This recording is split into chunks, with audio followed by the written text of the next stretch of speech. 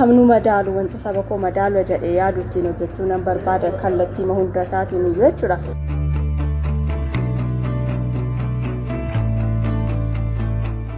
Maqaan koo Hawwii Kabaa Jabeessaan jedhama. Kanan dhaladhee guddadhee magaalaa Naqqamteettidha. Hojii idilee kootiin hojii dhaabbata Eelaa Otoo jedhamu keessaadha kanan hojjedhu. Akka dabalataatti immoo aartii waanan jaalladhuu fi hojiilee aartii gosa sadiidha kanan hojjedhu. Ni jalqaba wood burning art jedhama. Wood burning artiin soldering maashinii fayyadamuudhaan kanan hojjedhudha.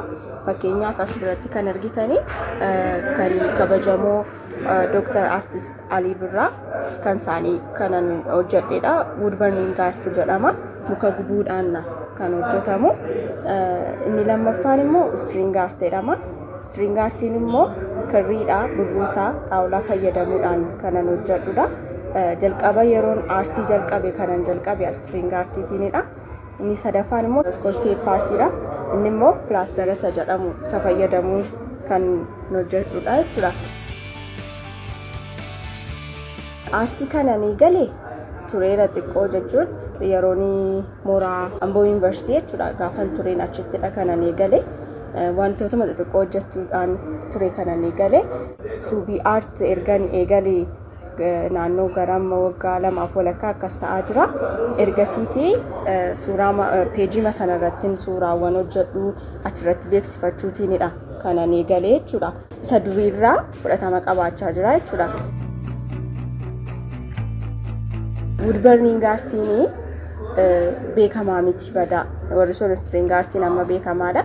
Wood burning artiin garuu suubiinis addatti kan beekamu wood burning artii kanadha. Kanan irratti hojjetaa jirus kan inni ittiinis beekamu jechuudha. Hojii lama hojjechuun hin ulfaata. Garuu akkamidha guyyaa guyyaa hojii idileerra oolee galgalammoo kan hojjechuun jaalladhee waan hojjedhuu fi hojii aartii kana natti tolee madha kanan hojjedhu. Dadhabbiin isaa suni jaalala ani aartii qabu sana nan moone waaqayyo galatu inuman itti dhimmee osoo hojjetaa jira gaarii marran jira jechuudha. Wood burning artii gaafan fayyadamu abiddadha jechuun soldering maashinii gatiin fayyadamuu fi hin ho'a. Gaafa ho'ummoo harka namaa guba.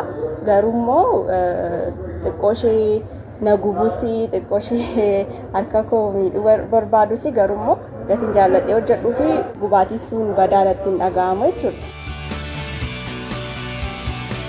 Sadarkaanan irraa aartii kana geessuu barbaadu amma jalqaba kooti yoo waaqayyo na gargaare wanta nu madaalu wanta saba koo madaalu jedhee yaadu ittiin hojjechuu nan barbaada kallattii hunda isaatiin iyyuu jechuudha.